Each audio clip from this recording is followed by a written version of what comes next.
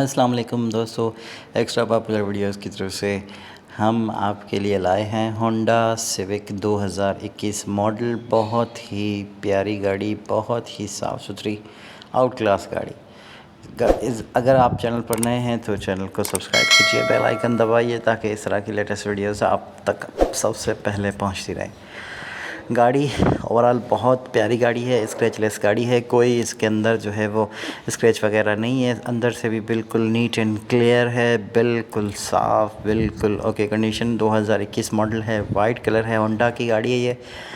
अंदर से आप इसको देख लें, बहुत ही साफ़ सुथरा इसका जो है वो अंदर वाला रूम है। बाहर से इसकी लेफ़्ट साइड से देखते हैं तो कोई इसके जो है ऊपर स्क्रैच नहीं है। थोड़ा सा अगले फेंडर पे मामूली सा एक टायर के ऊपर थोड़ा सा आपको जो है वो दिख रहा होगा, एक मामूली सा जो है वो निशान है, बाकी और कुछ नहीं है। राइट साइड पर अगर देखते हैं तो राइट साइड इसकी बिल्कुल क्लियर है, कोई स्क्रैच नहीं है। ओवरऑल गाड़ी बहुत अच्छी है, कम माइलेज है बहुत, और ये गाड़ी सेल के लिए अवेलेबल है।